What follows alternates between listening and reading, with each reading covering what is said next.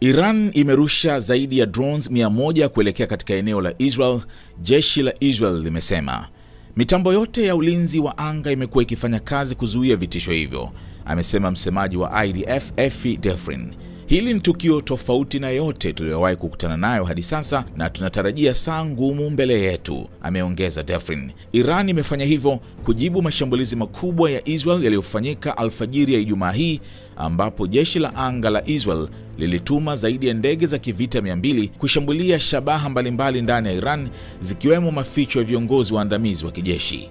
Mashambulizi hayo yaliyofanyika kwa msaada wa taarifa za kiintelijensia za uhakika yamesababisha vifo vya maafisa wakuu wa Iran na wanasayansi wa nyuklia, na hivyo kuongeza kwa kiwango kikubwa mno mvutano wa kisiasa katika ukanda huo. IDF imethibitisha kuwaua makamanda wakuu watatu wa jeshi la Iran: Mohamed Bagheri, mkuu wa majeshi; Hossein Salami, kamanda mkuu wa walinzi wa mapinduzi ya Kiislamu IRGC; na Meja Jenerali Gholam Ali Rashid, kamanda wa makao makuu ya Khatam al-Anbiya.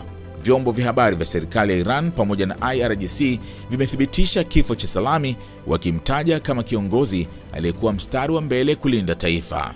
IRGC imetangaza kuwa itajibu kwa nguvu dhidi ya kile ilichokiita uhalifu wa kikatili uliofanywa na adui wa Kizayuni. Aidha, wanasayansi wawili maarufu wa nyuklia, Faridon Abbas aliyekuwa mkuu wa shirika la nishati ya atomic la Iran na Mohammad Mehdi Tehranchi, mkuu wa chuo kikuu cha Islamic Azad, wameuawa. Nyumba aliyokuwa akiishi Tehranchi, ambapo pia ilikuwa na wanasayansi wengine, imeharibiwa vibaya.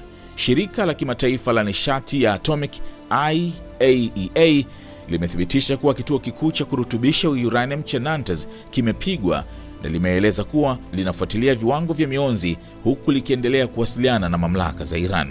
Israel imetangaza hali ya dharura kufuatia mashambulizi hayo, huku Jordan ikifunga kwa muda anga lake ikihofia kuzuka kwa mzozo wa kikanda.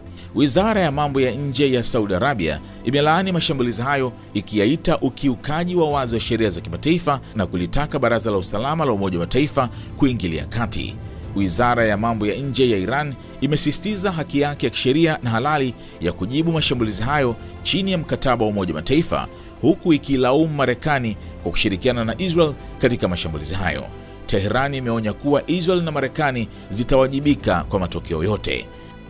Nchini Marekani, Rais Donald Trump akizungumza na mtangazaji wa Fox News Brett Baier amekanusha kuhusika kwa Marekani, lakini amesisitiza kuwa Iran haipaswi kamwe kupata silaha za nyuklia na ameahidi kuilinda Israel endapo Iran itajibu mashambulizi hayo.